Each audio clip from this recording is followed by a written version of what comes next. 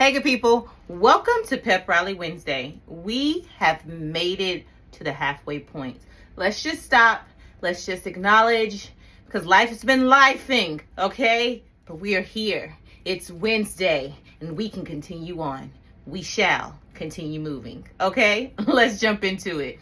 So we know that our theme for the week is to plant anyway, to keep moving in spite of, and not let that deter us from our plan of action that we've already established.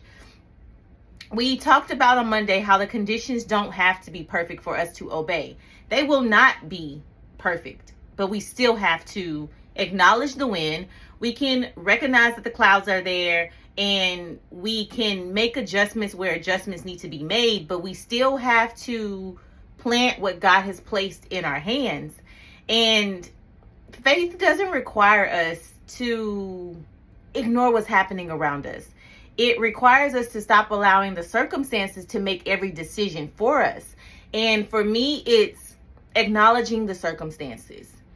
I don't always like the circumstances, but it's not allowing the circumstances to take root, to take control, to take leadership, for me to obey the circumstances instead of obeying God. What does that mean, Elizabeth? That means that when I obey a circumstance, I allow it to change. It alters my mood. It alters my stance. It alters my productivity. It alters my energy. It alters everything. It also alters my schedule, because it's like, this circumstance is here. Okay, I don't have time to do this anymore. I need to switch. When God says, no, what did I put on your docket for today? Are you going to listen to the circumstance? Because that's what it is. It's a circumstance. It's not factual, like permanent. It doesn't have to take permanent resonance. It's subject to change. But by me worshiping that and giving obedience to that, what am I missing that God is saying, but I'm telling you to plant this and put this seed and do these things, because these will in turn affect that, but I don't know that because I don't know the whole story. So it's not abandoning the field because the conditions becoming uncomfortable, but to plant anyway, to move anyway, to complete the instruction anyway. So let's talk about fear. Will keep you studying the wind until planting season passes. Baby, fear will have you all up in like, well, what if this? And what if this? And oh, if I do this, if I don't do that, and it's like, none of that actually really happens. How many times have we given so much effort, energy, time, brainwidth to fear when it doesn't even happen like that? It's that we can't give all of that energy to fear when we can give all of that energy to planting. We can, instead of saying, well, what if this happens? What if we say, okay, if I plant this and this yielded this, or this gave me this result, what do I know now, not what to do? What can I do instead of doing that or moving this way? What do I have available right now? Oh, I can't get that done yet, but what can I do while I'm waiting on funds or timing or transportation or whatever else? What do I have to plant? Because those are seeds. Though that's actually still moving towards what God instructed us to do. The seed cannot produce while you are protecting it from every possible risk. It's holding it because this might mess up. Oh, I might waste materials, or I might actually, that's time. Okay, but you're holding it instead of finding out. When generally what happens is, during an experimentation phase, during trial and error, you do research and development. Then during experimentation, actually putting that research and development into process, into action, that's when you start personalizing it to you. That's when you start realizing, oh, I really like this, or I really don't like this. That's when things open up to other possibilities, other pathways. You're in a search for something and you find resources that you didn't even know you had, that you can utilize for something else. But you won't have that if you're protecting the seed, holding it, not moving. A seed can't sprout if it's still in the package. It has to be opened. It has to be planted.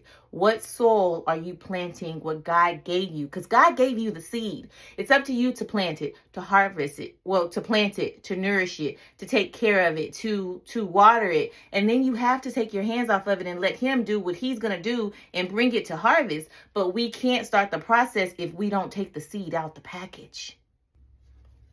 A small act of obedience is still moving, and you may feel that that's not enough. For instance, I stopped last night and I planned out my top 3 for each house today. So I was like, I don't know, there's so much, but I made myself do 3 things. So this morning I ran docket, and those are the 3 things that I need to focus on today. And then I went and got my planners. So it's each house has a planner. So these are the top 3 for here. These are the top 3 for here. These are the top 3 for here. And as I was doing that, which doesn't seem massive in the grand scheme of things, and it doesn't hit my goal that I need for the week, but it actually does, because now it's like I'm focused on these 3 things. And then if something gets moved, it'll get moved. But also, as I'm working, something else came to me and I'm like, that's not for today, that's tomorrow. So I'm already seeing part of tomorrow's top 3 for the house so that I can focus on it, which is movement, because it's moving me forward. And then also now I know that I can forecast out that I have 15 things to do for this one house. Okay, I have 5 days or 6 days this week to work, or however many. Let me go ahead and put what day realistically in the time frame works. And that's maybe small, but it's huge because it's still movement towards the greater scheme of things. So you have to think about when you plant, tying it back to planting. You don't see a field full of corn and think, oh, it just sprouted. Like they wanted a cornfield and it just came. No, what small act of obedience did they do to get to that big cornfield? Number one, they had to research the land. They had to find some land, okay? Then they had to purchase or acquire the land, rent it, purchase it, do whatever. Then they had to find some seed. You just can't go get any old corn seed. I don't do corn, but I'm just assuming you just can't get any ran of the mill. You need to research what type of seed you want. What type of corn is it going to be? Is it in alignment with planting it at the right time? All of those small seeds of obedience are movement towards the big scheme of things. And when we start thinking about that from that aspect of, yeah, I have this huge mountain, I have this huge goal, I have these huge things, but how do we work backwards and do the small steps that are still movement towards that big thing? And when you change your perspective of that, you're actually more productive, you're calmer, because you're knocking off task steps and you're acquiring movement towards the thing.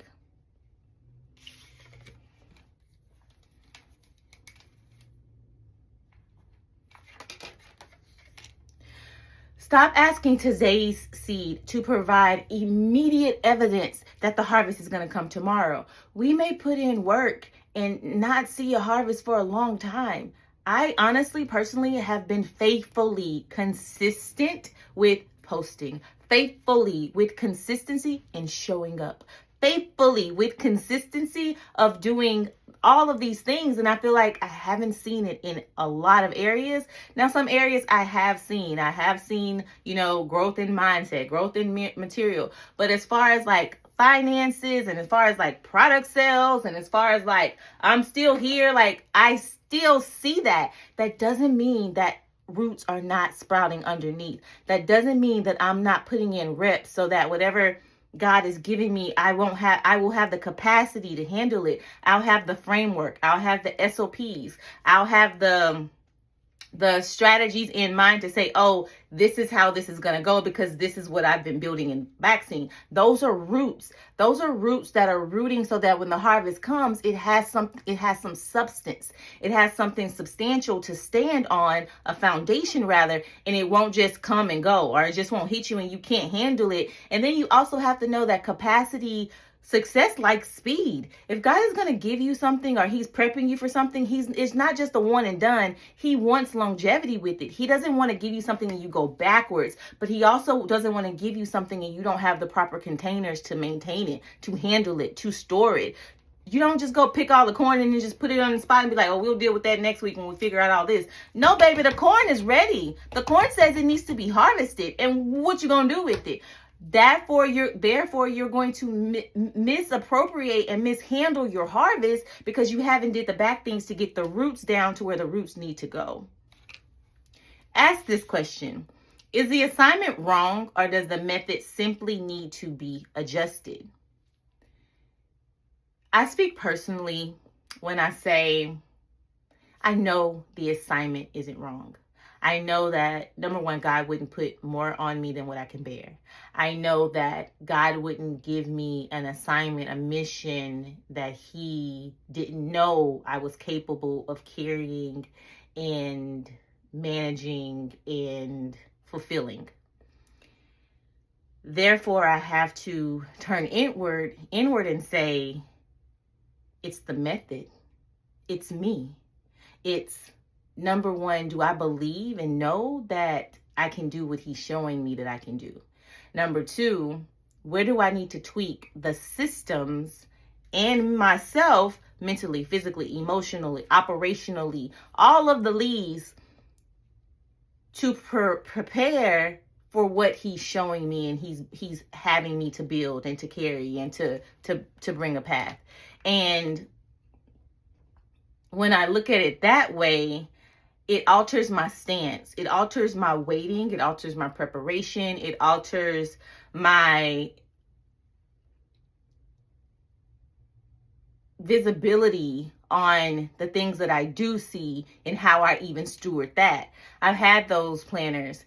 I've been waiting. They started in August. I've had my other planner, but those, it's like I need separation of the houses to plan, not just one planner that has it all. I need 3 Google color coded. It's like my mind now, I know that I can schedule the blocks and say, oh, I need to hit these blocks. And it's like, no, Elizabeth, no. We need to say block 1 is from 5 a.m. to 8. We do a briefing, a 30-minute briefing, and we move on to the next block.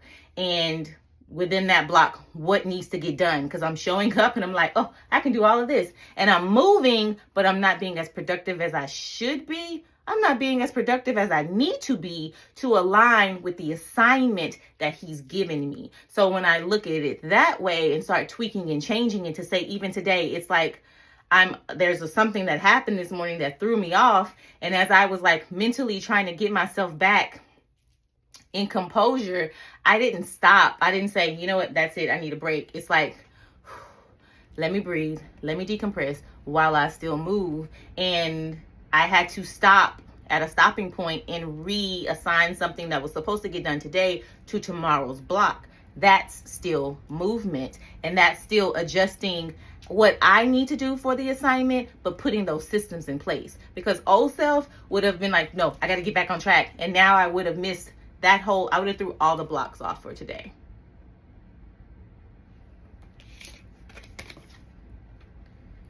Shoot. Okay.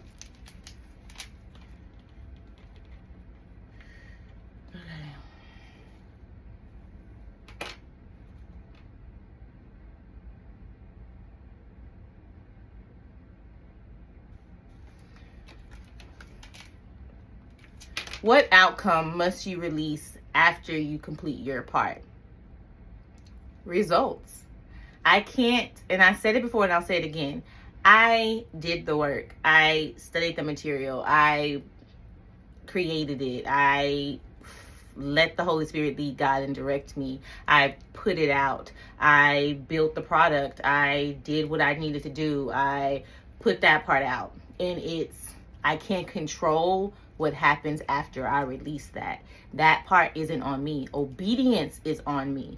Now I go back and I work on my obedience. I work on my position and my posture while I wait for God to do His part, the outcome. Now it's, okay, what do I need to do for my marketing? I need to work on marketing. How can I remarket something? Let me shoot a commercial. Let me talk about why I created the product. Let me show behind the scenes more. Let me take a moment, even though I don't want to do it, and let me show me testing this out, because it brings the customer, the consumer, the person in to see what all goes into it, why I did it, how it resonates with them, how it resonated with me, all kind of good stuff. And it's releasing that part while still focusing on me, because I can't just be like, oh, I'm sitting here waiting, I did what I did. No, you can always still be growing, evolving, learning, strengthening what is in my control, and while still releasing what is not in my control. Let's state these activations, these statements. When the wind is blowing, I will plant anyway. When the clouds are gathering, I will plant anyway. When I cannot see the harvest, I will plant anyway. When fear tells me to keep waiting, I will plant anyway. When the methods need to change, I will adjust and keep moving. When the seed feels too small, I will place it in the ground. When the outcome is beyond my control, I will trust God with the harvest. Stop allowing imperfect conditions to postpone a clear instruction that we have. We have to name what is happening. We have to use our wisdom and make the necessary adjustments. Then we have to take the seed out of our hands and put it in the actual ground. You are not responsible for controlling the weather. You are not responsible for manufacturing the harvest. You are responsible for stewarding the seed and obeying the instruction. Plant anyway. Move anyway. Trust God anyway. I will see you Friday at the finish line. Bye, good people.